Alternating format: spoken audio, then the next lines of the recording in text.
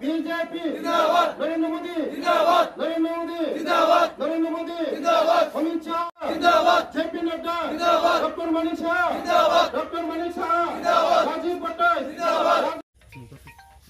नमस्कार। आज के खुशिर दिन, आज के 21 तारीख 26 तारीख हमारे इलेक्शन হবে আমাদের পূর্ব ত্রিপুরায়। আজকে আমাদের যারা বাম বন্ধুরা এসেছেন ওদেরকে আমি ধন্যবাদ জানাই, ওদেরকে আমি ওয়েলকাম করি।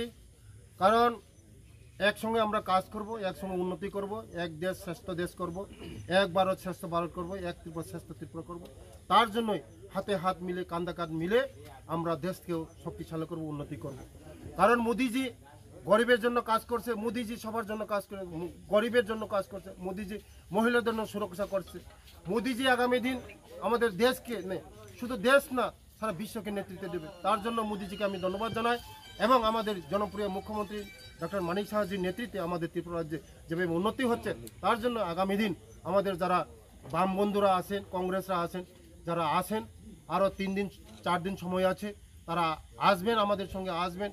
এই কৃষ্ণপুরের মধ্যে যারা এখনও আছেন, আমাদের এই বিরোধী দল জিরো হবে, আমাদের বিজেপি প্রচুর সংখ্যক ভোট পাবে, মার্জিন বেশি হবে, সিপিএমের বাজেট খালি হবে, বাক্স খালি হবে।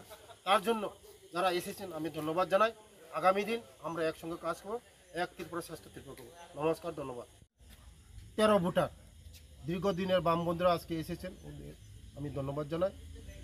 4 পরিবার 13 ভোটার। স্যার কোন পার্টি থেকে এসেছে? সিপিএম। কারণ দীর্ঘদিন সিপিএম 35 বছর এই আমাদের রাজ্যে শাসন করেছে, কোনো কিছু হয়নি, গরিবদের জন্য কিছু হয়নি, উন্নতি হয়নি।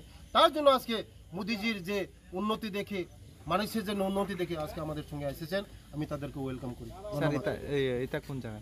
এটা মাইগঙ্গা 19 নম্বর বুথ, 29-এর 19 নম্বর বুথ, 29 কৃষ্ণপুরের 19 নম্বর বুথ।